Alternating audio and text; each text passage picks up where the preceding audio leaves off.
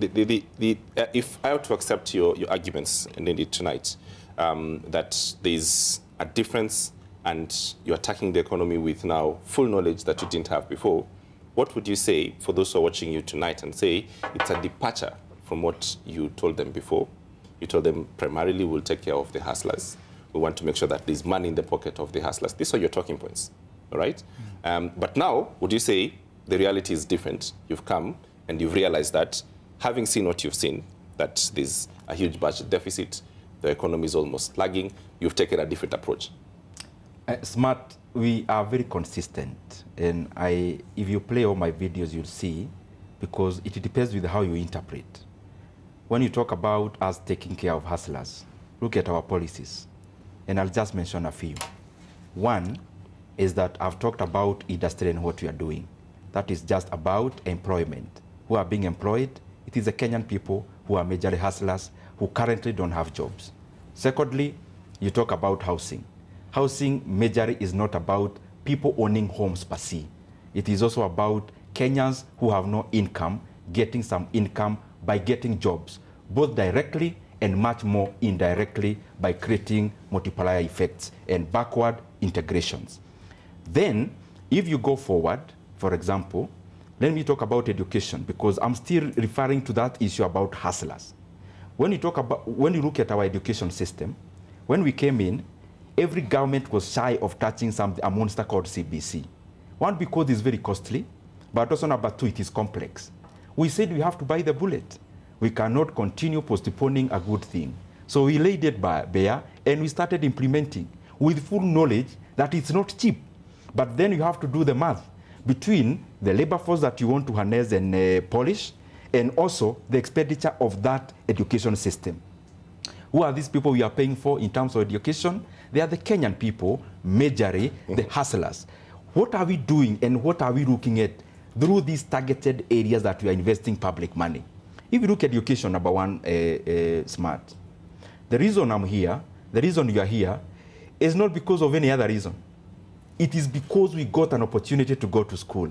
There are so many people who are watching us today who just need to go to school, and especially tertiary education, and their homestead, their livelihoods will change. So what are we doing? We invest money in CBC. We invest money in hiring teachers, 56,000 of them. And I'm actually, as I'm naming these points, Smart, I'm not just responding to you. Some I'm still also responding to Honorable John Bandi in terms of stimulating the economy, etc. Right. We hire 56,000 teachers.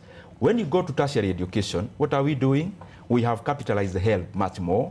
We will be taking care of 45,000 learners who will be going to universities without paying a penny.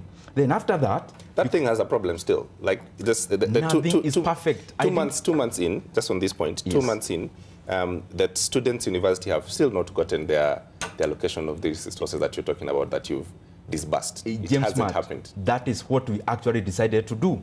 That as we sort the mechanisms, we must have these students going to class. The issue of supplying resources is not for Kenyans. It is for government to do, and we are doing it. And no student will be sent home. But let me finish.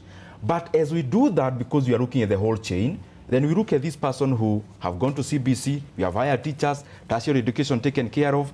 Then, most of the hustlers out there, when they go and ask for jobs and apply, what are they asked for? Show us your experience.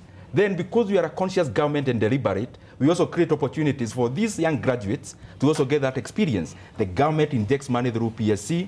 We are currently hiring 8,000 fresh graduates who will be employed for 1 year in government to get that experience, and they have a stipend of 25,000. When they exit that experience, what else? The issues that I talked about, I don't want to repeat, in terms of industry, in terms of service. So we are doing a lot. But even at that, let us have one thing in our mind, Honorable John Bandi. Many times we confuse economic development and economic growth. When we go and invest in tangibles, we have this feeling that that is the only domain the government must prove its worth. We are focusing also on the soft economy. All the things I've mentioned, education, you mentioned about issues around creating employment. They are not things you see. It's not a road that you see, but it is equally important. Because yes, you capacitate the economy through infrastructure, but much more importantly, we cannot confuse development and economic growth. And by the way, by the smart, let me tell you, give you a statistic which may appear as a paradox to you tonight. With all the problems we have in our economy now, because I don't want to pretend it's very good, with all the sentiments we have around the Kenyan economy, do you believe this?